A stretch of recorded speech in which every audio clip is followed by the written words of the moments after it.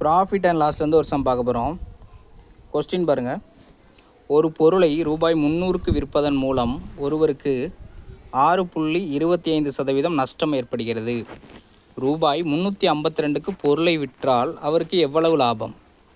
Question எவ்வளவு லாபம் தான் கேட்டிருக்காங்க, எவ்வளவு பெர்சன்டேஜ் அப்படின்னு கேட்கல. இதை ஒரு வாட்டி தெளிவாக நீங்கள் பார்த்துக்கணும். ஓகேங்களா? இப்போ என்ன பண்ணணும், கொஸ்டினில் கொடுத்துருக்கதை அப்படியே எழுதுங்க. 300 ரூபாய்க்கு விற்பதனால் 6.25% நஷ்டமடைகிறார். 100%லேருந்து 300 ரூபாய்க்கு விற்கிறார்னா இது 6.25% நஷ்டம். அப்போ இது எவ்வளோ சதவீதம்? 93.75%. ஓகேங்களா? இதுலேருந்து என்ன கண்டுபிடிக்கணும்? 100% எவ்வளோன்னு கண்டுபிடிக்கணும். இங்கே அந்த பொருளை 352 ரூபாய்க்கு விற்கும் போது இது ரெண்டுக்குள்ள டிஃப்ரெண்ட் தான் அவருக்கு லாபம் அப்படின்னு நம்ம கண்டுபிடிச்சிடலாம். ஓகேங்களா? இப்போ எப்படி எழுதணும்? 93.75% தான் 300 ரூபானா 100% எவ்வளோன்னு கண்டுபிடிக்கணும். அப்போ என்ன பண்ணலாம்? 300 டிவைடட் பை 93.75 இன்ட்டு 100ன்னு போட்டால் 100% கிடச்சிரும். ஓகேங்களா?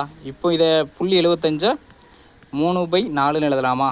இதை சிம்பிளிஃபை பண்ணிங்கன்னா 300 டிவைடட் பை 493 எவ்வளோ வரும்? 4 9 36, 4 3 12. அப்போ 372 வரும். ப்ளஸ் 3 டிவைடட் பை 4ன்னு இருக்கும், இன்ட்டு 100ன்னு இருக்குது. இப்போ 375 இங்கே இருக்கும், இந்த 4 இங்கே மேலே வந்துடுமா? 375 இருக்கும் கீழே. ஓகேங்களா? இப்போ அடி கொடுங்க. எத்தனை 25? 12 கீழே 15. 3ஆல் அடி கொடுத்தீங்கன்னா 4 3 I 3 ஓரஞ்சு 5 25 4 16 16 20 320. 320 என்பது என்னது? 100%.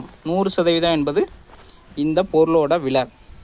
இப்போ 320லேருந்து 352க்கு விற்றா ரெண்டுக்குள்ள டிஃப்ரெண்ட் 32 ரூபா. அப்போ அவருக்கு லாபம் 32 ரூபா. தேங்க்யூ.